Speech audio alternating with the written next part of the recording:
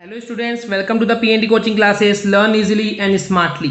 तो आज हम पढ़ने वाले हैं पाइवोटेड कॉइल गैल्वेनोमीटर या फिर इसी को बोलते हैं वेस्टर्न गैल्वेनोमीटर। ओके, तो समझते हैं एग्जैक्टली स्टूडेंट्स कि पिछले वीडियो में हमने देखे थे कि किस तरीके से सस्पेंडेड कॉइल टाइप गैल्वेनोमीटर किस तरीके से उसका कंस्ट्रक्शन था, कैसे वर्किंग थी। सो बेसिकली अगर हम प्रिंसिपल के पॉइंट ऑफ व्यू से बात करें तो जिस प्रिंसिपल पे सस्पेंडेड कॉइल गैल्वेनोमीटर काम करता था उसी प्रिंसिपल पे पाइवोटेड कॉइल गैल्वेनोमीटर या फिर वेस्टर्न गैल्वेनोमीटर काम करता है। ओके, बट डिफरेंस क्या है कि हमने देखे थे स्टूडेंट्स की सस्पेंडेड कॉइल गैल्वेनोमीटर में बहुत सारे प्रॉब्लम्स आए थे। पिछले वीडियो में आपको हमने बताया था कि बहुत सारी डिमेरिट्स थी, बहुत सारे नुकसान थे, उसको एडजस्ट करना, बैलेंस करना, लेवलिंग करना एंड देन उसको बहुत सारे मेंटेनेंस चीजें लग रही थी। बट यहाँ पे पाइवोटेड कॉइल गैल्वेनोमीटर की सबसे ज्यादा स्ट्रेंथ यानी कि सबसे बड़ी स्ट्रेंथ जो है वो यही है कि यहाँ पे आपको मेंटेनेंस के लिए बहुत ज़्यादा परेशान नहीं होना होता है। ओके, उसका सेटअप जो है आप बहुत इजी तरीके से कर सकते हैं, जैसे कि प्रॉब्लम जा रही थी हमको सस्पेंडेड कॉइल गैल्वेनोमीटर में।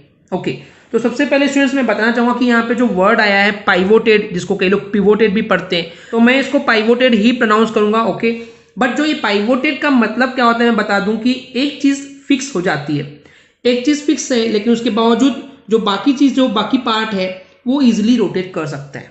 इसका मैं एग्जांपल बताना चाहूंगा कि जो गेट्स होते हैं, जो मेन गेट्स होते हैं, किसी भी घर के बाहर के लोहे के गेट देखे होंगे आपने, आयरन के गेट जो बने होते हैं, आपने देखे होंगे कि नीचे में एक चीज फिक्स होती है एंड ऊपर में एक चीज फिक्स होती है एंड उसी के बेस पे वहां पे वो चीज गेट जो है रोटेट कर सकता है, घूम सकता है आगे पीछे। देखें आपने, राइट। तो बेसिकली क्या होता है कि नीचे ऊपर फिक्स हो जाता है, तो जो फिक्स एलिमेंट्स है जिसको फिक्स कर दिया गया है, पाइवोट का मतलब भी होता है कि फिक्स्ड है वो। ओके, तो दो चीजें फिक्स कर दी जाती हैं, उसके बेस पे बाकी जो रोटेशन हो रहा है उसको ही हम बोलते हैं सिंपली पाइवोटेड। ओके, अब यहाँ पे अगेन कॉइल गैल्वेनोमीटर है, मतलब कि डिफ्लेक्शन जो होगा वो कॉइल पे ही होगा। ओके स्टूडेंट्स, इतना क्लियर है। And the very important thing कि वेस्टर्न गैल्वेनोमीटर इसका दूसरा नाम है, एग्जाम में आएगा तो आप कंफ्यूज नहीं होंगे।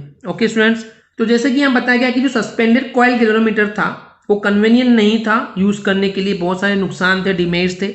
ओके, तो ये जो डिमेरिट्स हैं या फिर आप बोल सकते हैं जो डिफेक्ट्स थे उनको दूर किया गया है इस पाइवोटेड कॉइल गैल्वेनोमीटर के अंदर। ओके, हालांकि ये भी एक मूविंग कॉइल गैल्वेनोमीटर ही है। ओके स्टूडेंट्स, कुछ नई चीज नहीं है। तो क्योंकि इसमें भी कॉइल ही रोटेट करने वाली है, डिफ्लेक्ट करने वाली है, तो चलिए इसके डायग्राम को समझते हैं। ओके स्टूडेंट्स, सबसे पहले मैं आपको इस डायग्राम में वो चीजें समझाऊंगा जो कि ऑलरेडी सस्पेंडेड कॉइल गैल्वेनोमीटर में हमने देख चुके हैं और कुछ डिफरेंस नहीं है, पहले वो चीजें कवर करेंगे। तो जैसे कि आपको दिख रहा है कि हॉर्स शू मैग्नेट है। ओके, सिलिंड्रिकल यानी कि कॉन्केव शेप में कट किया गया इन मैग्नेट को एंड यहाँ पे north pole and south pole हमको दिख रहा है, ये सेम है। एंड यहाँ पे ये जो सी दिख रहा है, ये सी जो है एक कॉइल है बेसिकली। ओके, जैसे कि आपने देखे थे सस्पेंडेड कॉइल गैल्वेनोमीटर में। अब मैं वापस आपको बता दूं यहाँ पे कि ये कॉइल कैसे बनती है। तो यहाँ पे जो है सॉफ्ट आयरन का सिलिंड्रिकल लिया जाता है। ओके स्टूडेंट्स, इसके चारों तरफ एक मेटल बॉडी ली जाती है, मेटल का फ्रेम लिया जाता है बेसिकली, लेकिन आप ऐसी मेटल लेंगे जो कि नॉन मैग्नेटिक मटेरियल की हो, जैसे कि आप बोल सकते हैं एल्यूमिनियम ले सकते हैं, उसका फ्रेम ले सकते हैं। एंड उसके बाद सिंपली क्या करते हैं, एक कॉपर की वायर लेते हैं, कॉपर की वायर को वाउंड किया जाता है इसके चारों तरफ। Okay, and at the last finally इसको ऊपर एक वायर जाती है, नीचे यहाँ पे क्या होता है जनरली स्प्रिंग होता है, पर यहाँ पे ऊपर एंड नीचे क्या है ये अभी हम बताएंगे। इतना स्ट्रक्चर आपको क्लियर होना चाहिए। ओके स्टूडेंट्स, एक वायर ऊपर जाएगी, एक वायर नीचे जाएगी, बाकी चीजें यहाँ पे चेंज हो जाएगा। ये सस्पेंडेड कॉइल में हमने आपको बताए थे। ओके स्टूडेंट्स, इतना क्लियर है। तो कॉइल कैसे बनी है वो भी आपको क्लियर हो गई है। चलिए अब आगे देखते हैं। तो जितना भी स्टूडेंट्स सेम था हमने आपको बता दिए, अब डिफरेंसेस क्या है हम आपको बताना चाहेंगे। ओके, एनीवेज पहले जो डिनोशन है वो देख लेते हैं। एनएस क्या है, pole pieces of horseshoe magnet, यानी कि पोल्स हैं, राइट, एनएस। सी जो है कॉइल है, ई क्या है, कोर है, कोर मतलब कि सॉफ्ट आयरन की कोर है। P1 एंड P2 यहाँ पे पाइवोट्स हैं, P1 ये है एंड P2 ये है। अब मैं बता रहा हूँ ये पाइवोट्स क्या है, यानी कि अभी तक हमने देखे थे सस्पेंडेड कॉइल गैल्वेनोमीटर में कि उसको सस्पेंड किया गया था, लटकाया गया था। यहाँ पे लटकाने की जरूरत बिल्कुल भी नहीं है। आपने दो पाइवोट्स ले लिए P1 एंड P2। ओके, तो यहाँ से ऊपर वायर गई थी उसको यहाँ पे फिक्स कर दिए एंड नीचे भी इस पाइवोट से कनेक्ट करके उसको फिक्स कर दिए। ओके, यानी कि अब ये दोनों पॉइंट तो फिक्स रहेंगे लेकिन उसके बावजूद ये जो कॉइल है वो रोटेट कर पाएगी।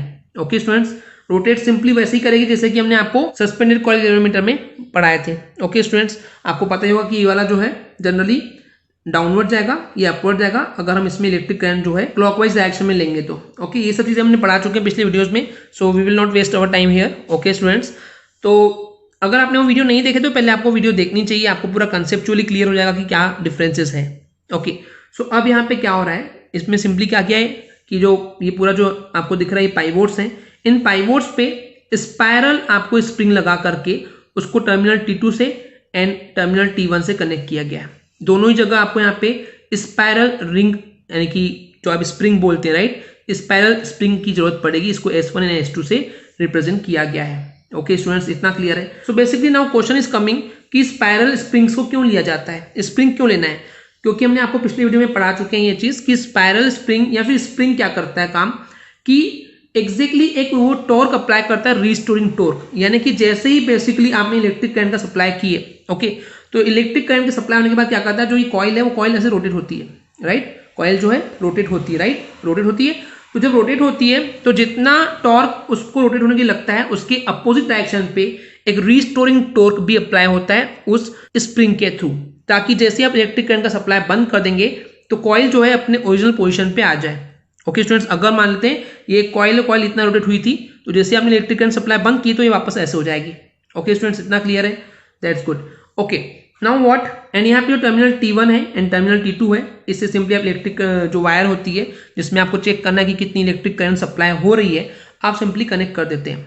Now the another thing is what, अब यहाँ पे एक और चीज जो सबसे बड़ा डिफरेंस है कि सस्पेंडेड कॉइल गैल्वेनोमीटर में हमने देखे थे कि वहाँ पे कॉन्केव मिरर को किस तरीके से एडजस्ट किया जाता है राइट, देन टॉर्च एंड पूरा सब चीजें सेटअप किया जाता है, लैंप स्केल अरेंजमेंट बोल रहे थे हम। ओके, बहुत सारा मेंटेनेंस था, तो यहाँ पे वो चीजें, वो हेडेक टेंशन हटा दी गई है। यहाँ पे इस कॉइल से डायरेक्टली एक point P, okay, this is a pointer P को कनेक्ट किया गया है जो कि एक स्केल पे मूव करेगा। ओके, इनिशियल पोजीशन उसकी उस स्केल के 0 पे रहेगी। ओके स्टूडेंट्स, एंड यहाँ पे क्या होगा, जैसे जैसे ये कॉइल रोटेट होगी उसके अकॉर्डिंग ये जो आपको पॉइंटर दिख रहा है वो डिफ्लेक्ट होगा। ओके, सो बेसिकली किस साइड पे डिफ्लेक्ट होगा वो डिपेंड करता है आपके इलेक्ट्रिक करंट की डायरेक्शन के ऊपर एंड इस कॉइल के रोटेशन के ऊपर, आई मीन रोटेशन की डायरेक्शन के ऊपर। ओके, सो बेसिकली ये हो गया पॉइंटर के बारे में। T1 T2 हमने बता दी कि टर्मिनल्स है एंड S1 S2 इसके स्प्रिंग्स है।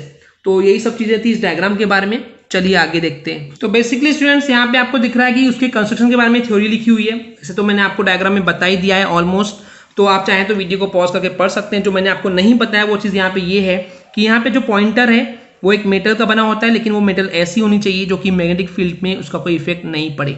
ओके, तो बेसिकली यहाँ पे हम एल्यूमिनियम का पॉइंटर लेते हैं, ओके, जो कि फिक्स होती है कॉइल के साथ, ये हमने देख लिए।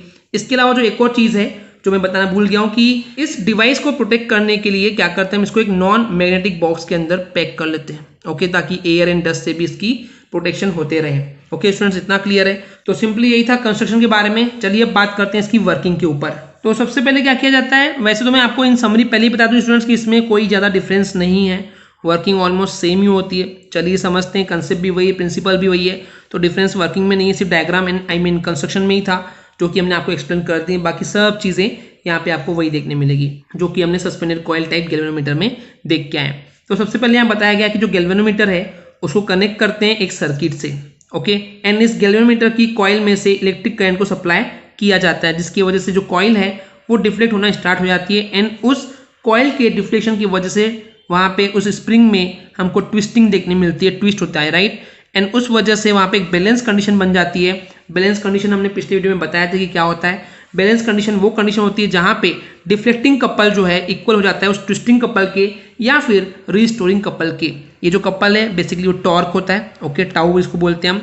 तो deflecting couple and the twisting couple जब दोनों इक्वल हो जाते हैं तो उस कंडीशन पे हम उसको बोलते हैं कि ये बैलेंस कंडीशन पे आ चुका है। ओके, तो यहाँ पे ये वही चीजें हैं स्टूडेंट्स जो कि हमने ऑलरेडी देख के आए हैं राइट, सस्पेंडेड कॉइल गैल्वेनोमीटर में। इसके अलावा यहाँ पे जो फॉर्मूला लिखा है ये भी हमने ऑलरेडी देख के आए हैं राइट। दो चीजें हैं यहाँ पे स्टूडेंट्स, चलिए पहले एक चीज समझते हैं। जो रिलेशन होता है इलेक्ट्रिक करंट, ओके, एंड जो डिफ्लेक्शन होता है उस कॉइल का, उनके बीच का जो रिलेशन होता है वो रिलेशन होता है डायरेक्टली प्रोपोर्शनल का। इसका मतलब ये है कि जितनी ज़्यादा इलेक्ट्रिक करंट सप्लाई करेंगे उतना ही ज़्यादा आपको डिफ्लेक्शन देखने को मिलेगा, लेकिन जितनी कम आप इलेक्ट्रिसिटी सप्लाई करेंगे उतना ही कम डिफ्लेक्शन आपको देखने मिलेगा। ओके स्टूडेंट्स, तो बेसिकली यहाँ पे जो थीटा दिख रहा है वो थीटा क्या है, थीटा बेसिकली यहाँ पे डिफ्लेक्शन को रिप्रेजेंट कर रहा है। ओके, इसके अलावा एक और चीज़ है जो ट्विस्टिंग के लिए था, ट्विस्टिंग टॉर्क के लिए आप उसके लिए ये रिलेशन भी बोल सकते हैं, ये भी सेटिस्फाई करेगा कि जितनी ज़्यादा आप इलेक्ट्रिक करंट सप्लाई करेंगे उतना ही ज़्यादा कॉइल में डिफ्लेक्शन देखने मिलेगा। जितना ज़्यादा डिफ्लेक्शन होगा उस कॉइल में उतना ही ज़्यादा ट्विस्टिंग देखने मिलेगा आपको स्प्रिंग के अंदर। ओके स्टूडेंट्स, तो सिंपल सा यही है, बस कंसेप्ट, इसके अलावा और कुछ भी नहीं है। सारे के सारे डेरिवेशन जो वहां पे थे यहाँ पे भी वही वर्क करेंगे। ओके, इसके लिए यहाँ पे हम सेपरेटली आपको नहीं बता रहे हैं। एंड सिंपली इसी को इन द थ्योरी पार्ट में लिखा गया है कि जैसे जो डिफ्लेक्शन होता है वो डायरेक्टली प्रोपोर्शनल होता है जितना आप करंट फ्लो करेंगे उस कॉइल में से। ओके, और जो यहाँ पे स्केल हम बात करें, जिस स्केल की बात कर रहे हैं स्टूडेंट्स, वहां पे जो इंटरवल्स बने होते हैं वो इक्वल में ही बने होते हैं। आप चाहे कोई भी स्केल उठा के देख लीजिए, जैसे मान लीजिए 1 से 2 सेंटीमीटर तक, देन 2 से 3 सेंटीमीटर तक जितना डिस्टेंस से इंटरवल है वो हमेशा वैसे ही बनता है। ये स्केल के स्टैंडर्ड्स रूल्स है जिसको फॉलो करके वो बनाया जाता है। ओके स्टूडेंट्स, आई होप आपको क्लियर हो गया होगा कि किस तरीके से काम करता है ये पाइवोटेड टाइप गैल्वेनोमीटर। अगर आपको हमारी वीडियो से कुछ भी सीखने मिला या नॉलेज मिला तो प्लीज हमारे चैनल को सब्सक्राइब कीजिए एंड वीडियो को लाइक जरूर करें। आज के लिए इतना ही, थैंक यू।